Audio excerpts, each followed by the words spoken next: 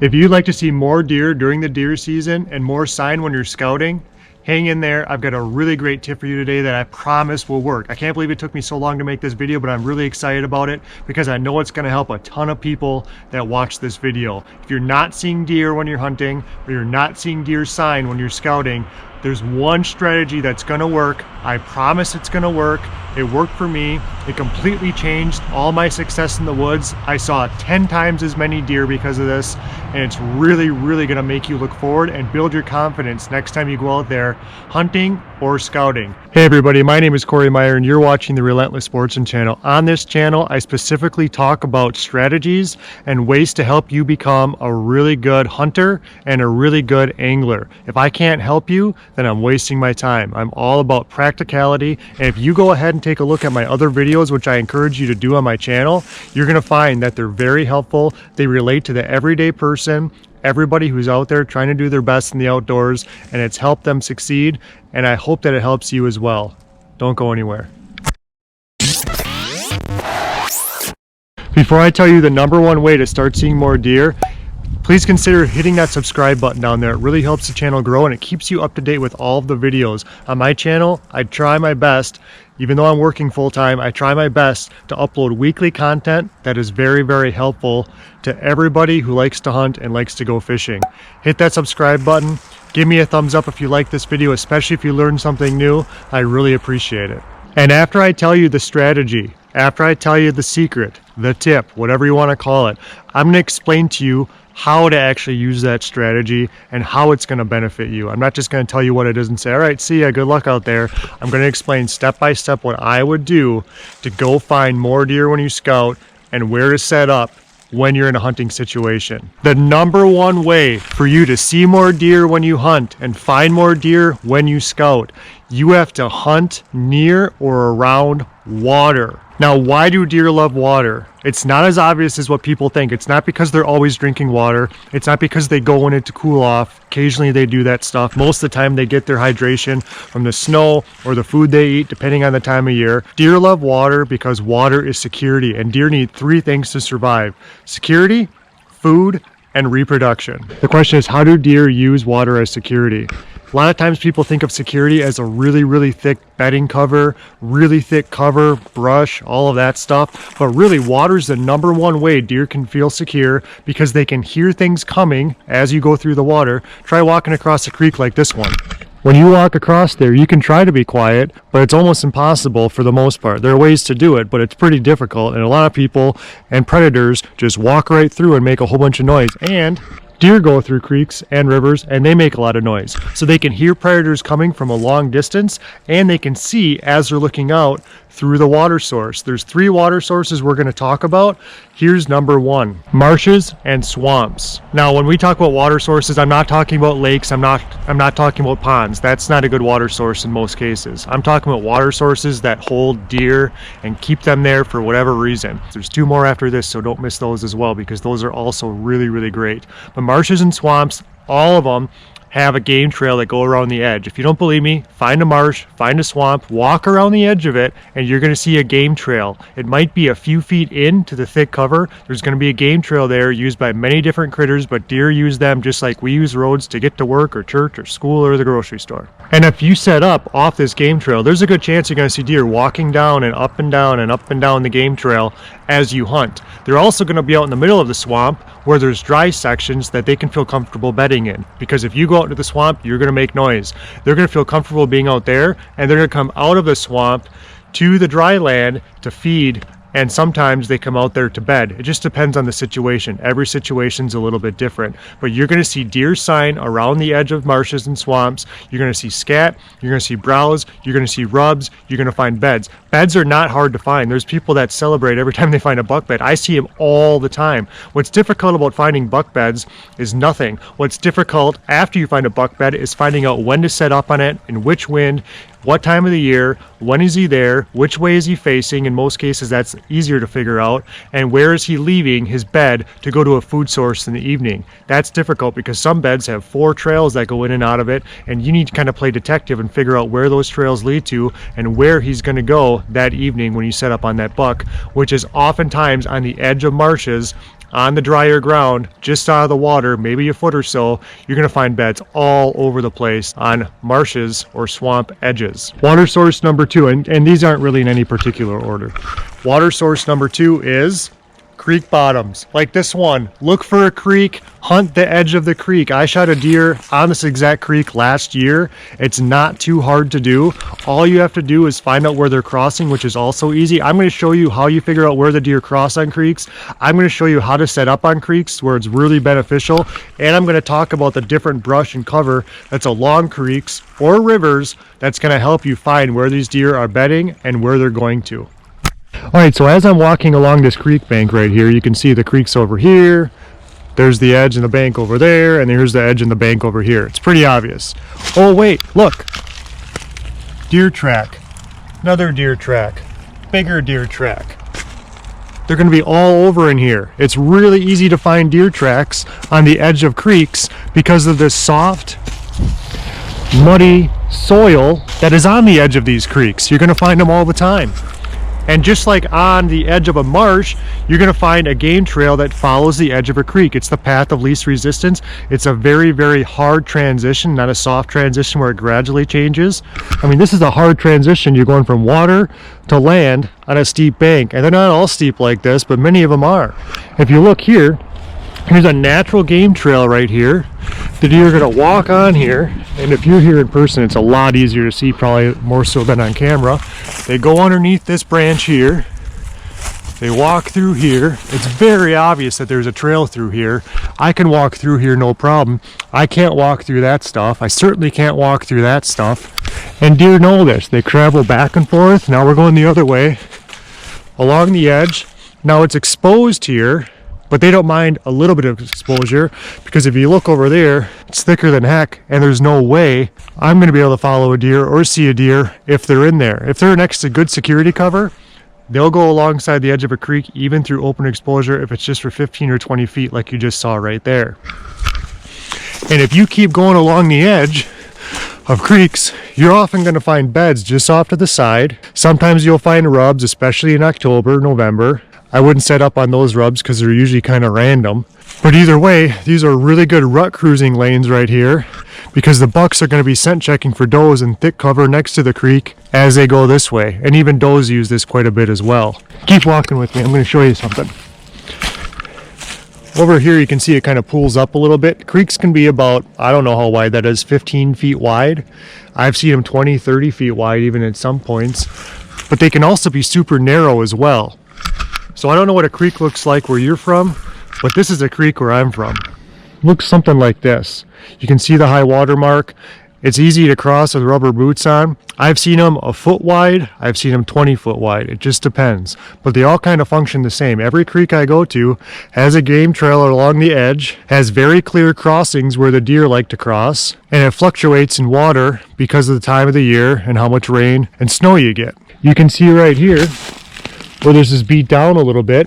Deer are going to go up and down this to get out of the dry land or to cross the creek, and you can see over there where they cross as well. Maybe not in the camera, but you certainly can in person. I mentioned that there's wide sections of creeks, but there's also small sections of creeks like this. This isn't very big at all. I mean, I can walk across here in 1, 2 steps, and I'm all the way across this. This is a pretty narrow section right here. So don't worry about the size of creek. Some creeks often will be like the size of small rivers. When I watch people fishing creeks, sometimes I'm like, that's actually like the size of a river. And sometimes I see people saying, oh, I just fished a river, and it's like, that's actually a little creek, like a trout stream or something.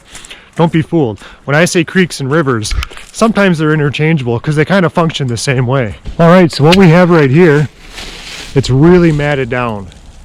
We've got a bed right here. We've got a bed over here. So there's 2 beds here, and one's a little bit bigger than the other one, so it's most likely a doe and a fawn. And what we have is this bend around the river right there, and what they're doing, this is typical behavior of deer, especially of bucks, but sometimes I've seen does do it as well. They're going to bed right here, and they can look across the river to see if anything is coming. They're going to hear if anything is coming, because water obviously makes noise when predators splash through it, coyotes, bears, us, whatever. Or the opposite's true. Depending on the wind direction, they can look out this way to the best of their ability. It's fairly flat right here when they're in this bed or that bed.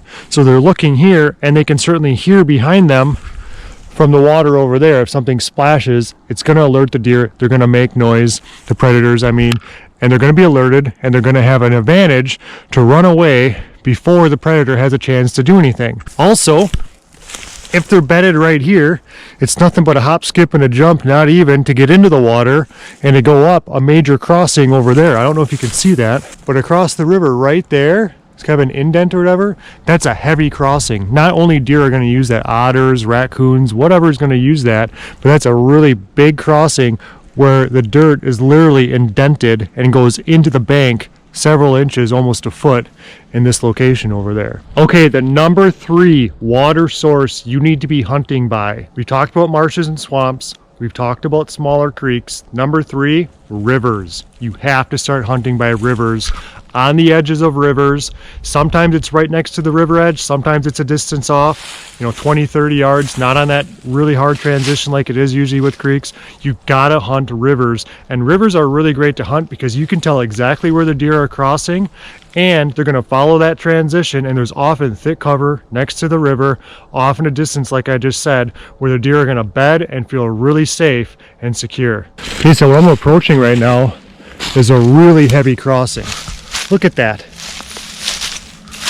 Look at this. It's beat to heck right here, this crossing. It's down a good foot from where my boot is, beat down into the ground, and they cross over there where it's flatter, which makes sense. And if I look across over there, we have my favorite type of vegetation along rivers. It's called autumn olive. I'm going to talk about that in a minute. That's a good tip, but it is really thick back in there. All this is lowland river bottom bedding. That's what that is over there. I see deer come from there and go up right here through this really beat to crap trench right here that they made, this crossing, and they continue on their way over there for whatever reason. But it's a really easy way to set up on deer if you're curious. Hey, where do I set up on deer on rivers? How do I find where rivers are being used by deer? How do I find where they're crossing? Well, you can take a canoe and go down the edge slowly. You can follow a deer trail. It's really easy. A lot of times it's on peninsulas or bends in the river. Those are the best spots because the current slows down a little bit. They feel more comfortable crossing. But I've seen deer cross heavier current in deep, big rivers. They'll just go straight across. Of course, the current moves them down the river a little bit, but they eventually make it across. They love water. They're not afraid to swim. And this is something I would encourage you to look for. Start looking for those trenches. I say trench, but really it's just a path that's really beat down like this. It's very clear that deer are using this. There's tracks all over the place. There's really thick bedding over here. I mean, it doesn't get more obvious than this. You can find a spot like this where there's a bend in the river, it flattens out. They've got this beat down right here. You got thick cover and you got mature trees to get up into. This is an ideal spot to set up in, especially for morning sits when they come back to bedding. But sometimes they'll come out of this bedding too to a food source, and it means maybe you have to set up on this side of the river where this little this crossing is right here. Back over here a ways, that could be a nice option for you as well. All right, let's talk about autumn olive. Autumn olive is a type of plant, it's a bush or whatever you want to call it, that grows oftentimes next to rivers or in wetland situations, as long as they're like an island where they can get up. They can't grow in the water, they'll grow next to it, and they're really, really great. This is a little tip, this is a little side note, in case you're wondering what type of thick cover you want to be looking for next to rivers or creeks. I've got about 20 minutes of daylight left, which means I need to book it because I have to get to the other side of my property and show you what autumn olive looks like. Autumn olive looks like this in the summer. Everybody's seen it before. If you live, in the upper Midwest, you've seen it. It starts curving. You can see how it's clumped at the bottom right there. And it's in a big section. It starts naturally curving over. I don't have enough to hold deer right now, or any time for that matter on my property. But you can see here, it's brushed together like this even. And it starts curving over when it gets bigger, when it grows.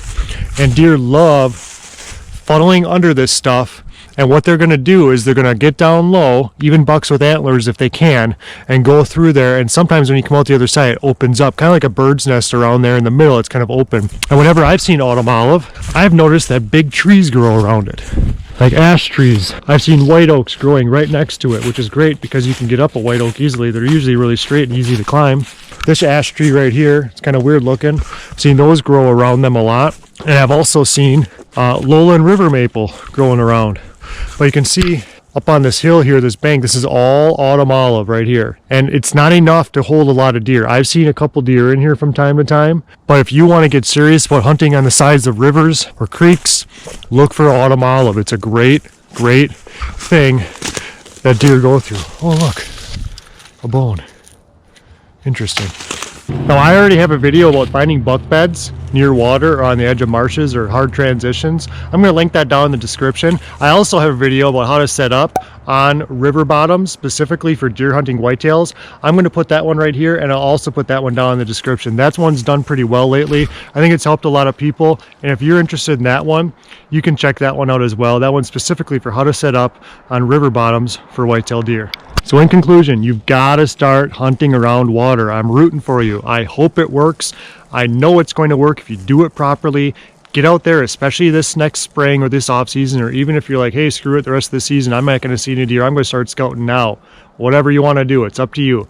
But get out there and start finding marshes, walk the edge, creek bottoms, walk the edge, rivers, walk the edge.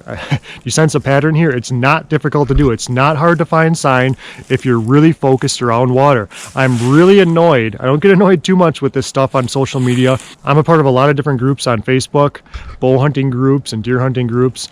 And I get so many complaints, not directed at me, but I see the posts and they say, I haven't seen a deer in a week. What's going on? Has the rut even started yet? It's like, you haven't seen deer because you're not in the right location. You haven't worked in the off season to find them. I'm sorry, but it's the hard truth. I see deer all the time when I go hunting. I miss deer sometimes.